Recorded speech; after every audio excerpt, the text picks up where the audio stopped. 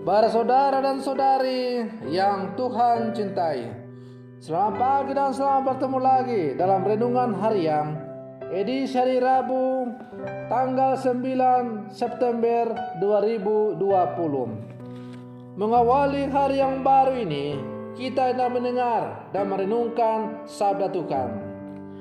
Marilah sebelum kita mendengar dan merenungkan sabda Tuhan, kita berdoa. Dalam nama Bapa dan Putra dan Roh Kudus. Amin. Allah Bapa Maha Mulia, perkenankanlah kiranya kami miskin dalam batin, dan semoga hati kami terbuka terhadap kerajaan-Mu.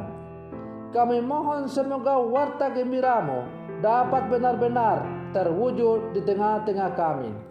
Bersabdalah ya Tuhan, kami siap untuk mendengarkan.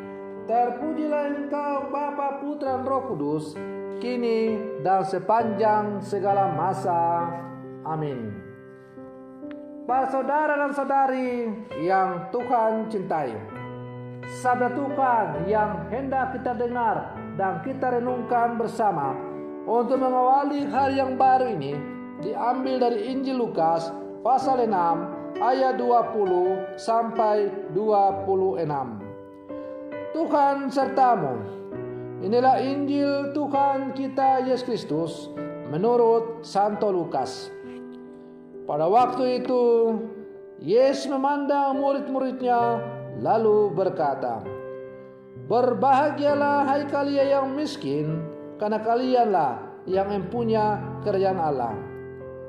Berbahagialah hai kalian yang kini kelaparan, karena kalian akan dipuaskan. Berbahagialah hai kalian yang kini menangis, karena kalian akan tertawa. Berbahagialah bila demi Anak Manusia kalian dibenci, dikucilkan dan dicela serta ditolak. Bersukacitalah dan bergembiralah pada waktu itu, karena secara itu pula nenek moyang mereka telah memperlakukan para nabi. Tetapi celakalah kalian orang kaya, karena dalam kekayaanmu kalian telah memperoleh hiburan. Celakalah kalian yang kini kenyang, karena kalian akan lapar. Celakalah kalian yang kini tertawa, karena kalian akan berduka cita dan menangis.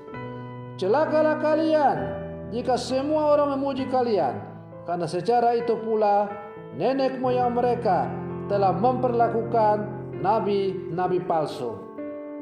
Demikianlah Injil Tuhan.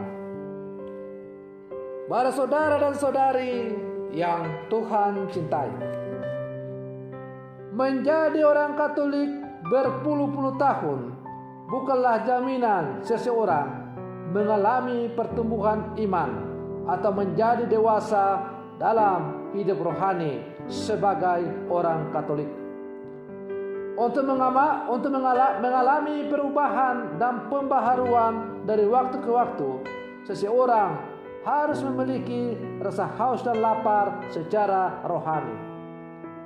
Mungkin kita dapat berpura-pura rohani dengan rajin ke gereja, namun kita tidak dapat membohongi Tuhan, karena Dia tahu benar motivasi hati kita.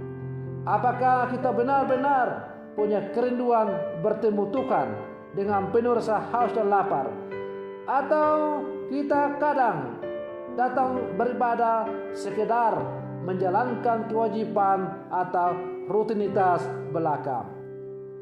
Apakah ketika kita datang mengikuti kegiatan-kegiatan gereja, doa kombas, pendalaman kitab suci, misa pada hari Minggu, didasarkan pada rasa haus dan lapar untuk bertemu dengan Tuhan, ataukah sekedar datang ke gereja atau mengikuti kegiatan gereja supaya jangan dicela orang sebagai orang pemalas atau orang kafir?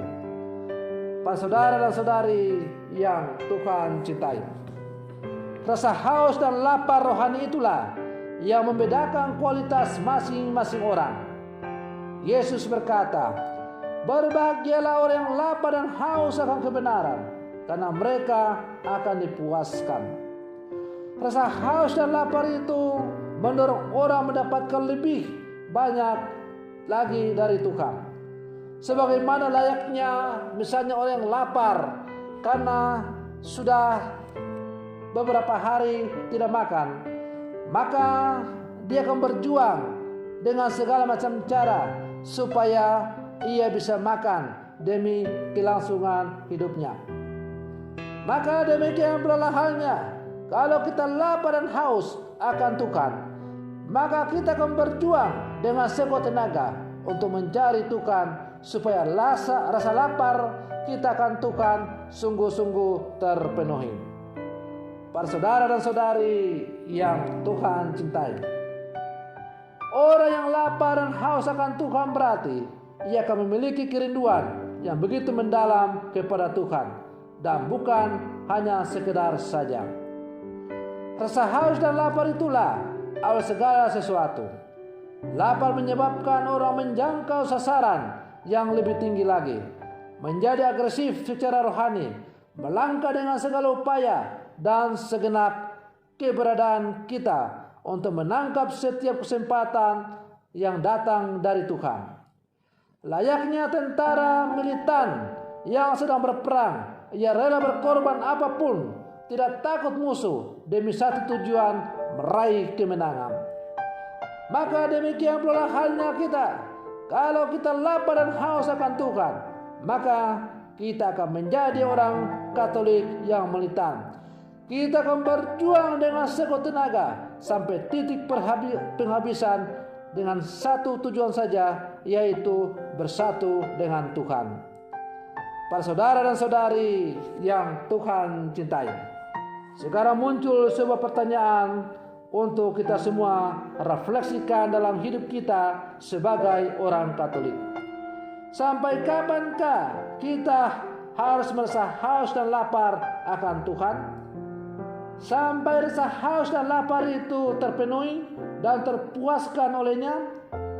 Bagaimana mengembangkan rasa haus dan lapar? Melalui latihan rohani sehingga roh kita berkembang. Otot tubuh jasmani kita saja semakin kuat dan berkembang ketika kita rajin melatihnya. Maka begitu pula tubuh rohani kita akan semakin bertumbuh dan berkembang kalau kita rajin melatihnya. Para saudara dan saudari yang Tuhan cintai, maka rasa haus dan lapar akan Tuhan membutuhkan kedisiplinan yang tinggi dalam hidup kita untuk selalu berjuang melatih diri mencari Tuhan dalam setiap kesempatan yang Tuhan berikan kepada kita. Para saudara dan saudari yang Tuhan cintai, sebagai murid-murid Yesus yang hidup di zaman sekarang, kita diajak untuk semakin sungguh-sungguh kita mencari Tuhan dengan setulus-tulusnya dalam kehidupan kita. Jangan sampai kita masuk dalam kategori sabda Tuhan pada bagian-bagian terakhir tadi, di mana kita dicap sebagai orang yang celaka. Celakalah karena kita telah kenyang. Celakalah karena kita telah tertawa. Celakalah karena kita bergembira palsu dalam kehidupan kita. Artinya bahwa kita dalam seluruh kehidupan kita mencari kehendak dunia dan bukan mencari kehendak Allah. Dan memang apa yang ditawarkan oleh dunia itu pasti akan lebih menarik daripada apa yang ditawarkan oleh Tuhan. Apa yang ditawarkan oleh Tuhan itu adalah menuntut sebuah pengorbanan yang begitu mendalam dari kita. Kita diajak untuk memikul salib, karena hanya melalui salib itulah kita akan memperoleh keselamatan. Nah, siapa manusia yang memilih dalam salib itu? Kodrat manusia adalah selalu mencari yang enak dalam seluruh kehidupannya. Bila perlu untuk mencari yang enak itu, untuk mencapai yang enak itu, yang mengorbankan sesamanya. Disitulah perbedaan tawaran kebahagiaan yang diberikan oleh Allah dan dunia. Tawaran kebahagiaan yang ditawarkan oleh dunia hanyalah palsu dan semu. Memang kita sesaat akan merasa bahagia, tetapi kebahagiaan yang semu dan tidak kekal. Sebaliknya, kebahagiaan yang ditawarkan oleh Allah adalah sebuah kebahagiaan yang menuntut pengorbanan, tetapi justru di balik salib pengorbanan itu tersembunyi kebahagiaan kekal yang ditawarkan oleh Allah kepada setiap orang yang setia di jalan salibnya masing-masing. Semoga permenungan saya untuk mengawali hari yang baru ini semakin mengajak kita untuk menjadi orang-orang beriman yang sejati di zaman sekarang.